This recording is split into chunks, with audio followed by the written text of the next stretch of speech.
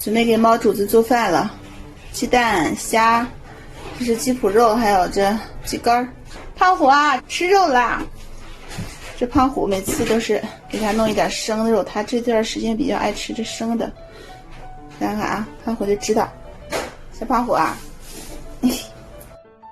每次都特意给胖虎留一点生肉，他最近比较爱吃生的，但是不能给他多吃，这得需要在冷冻里面冻上3天才能给他吃。放地上，吃吧，一会儿就能吃完。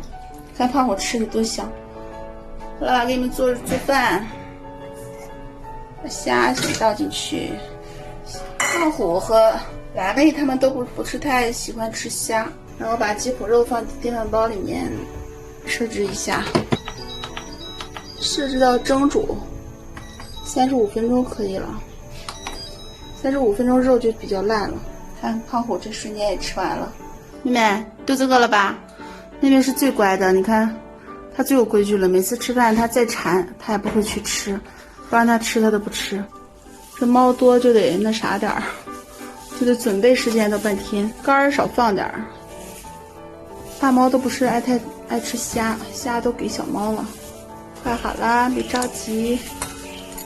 哦呦呦，都跳上来了，揍你了！看你这个小家伙没规矩。等一会儿，妹妹，吃吧，可以吃了，吃吧。看妹妹听话不听，只要不让吃就一直看着不吃。胖虎啊，你着急不？先不吃，先不给你吃啊，先给小猫猫吃饭。吃饭。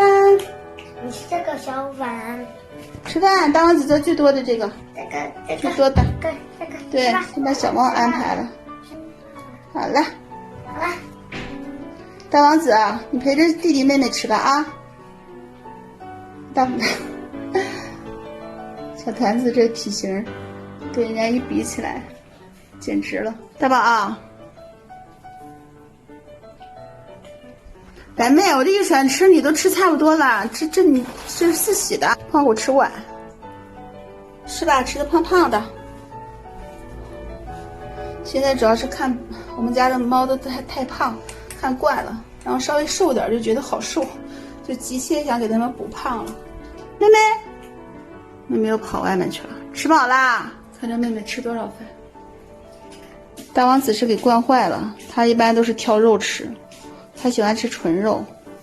你看人家3个，你再看看你吃的慢的，这就是肚里有油水和没油水的区别。胖虎吃饱了，别买了，好了，别买了。哎呀，四喜啊，多吃点啊！你别看别人的，快吃，你别老抢人家的，你吃你自己的。这都吃完了，你再给他分点，大王子。好了，给你分点了，吃吧。